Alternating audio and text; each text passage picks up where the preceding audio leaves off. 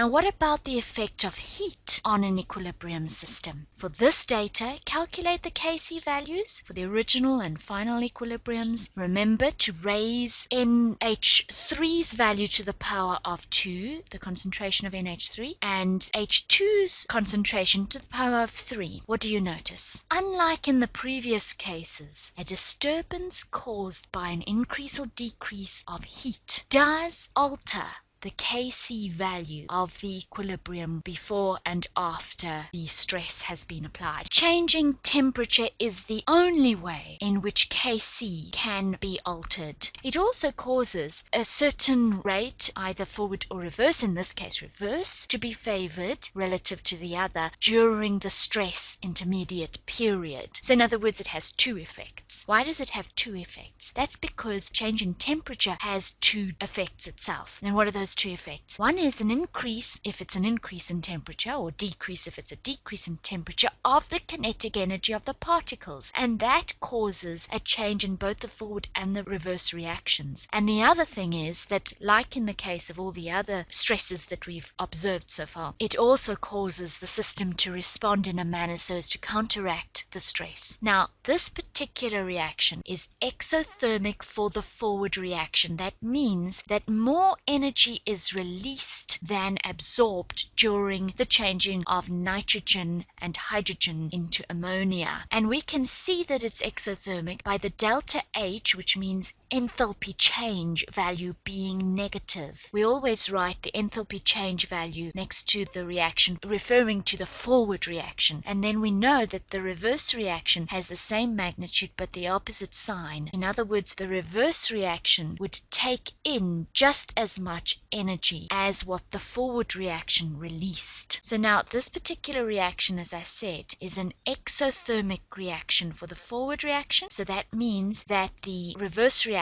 is endothermic. Now, increasing the temperature of the system makes it to be more energy available, more heat energy available. And so the system tries to reduce that amount of heat, take in that heat, and that's why the reverse reaction is the one which is favored during the disturbed period of time. Make these predictions. Pause the video until you've done that. Later in the video, I'll give the answers. Now let's just remind ourselves of some terminology in case you are getting mixed up, perhaps. If we say that a reaction is shifted to the right or to the left, then we are referring to the period of time when it's not in equilibrium. We're referring to this intermediate stress period when the forward and reverse reactions are not equal to one another, and we are saying which reaction rate is favored relative to the other. Whereas if we refer to an equilibrium lying to the right or to the left, we are referring to the states when the system is in equilibrium, and we are referring to the relative ratio of reactants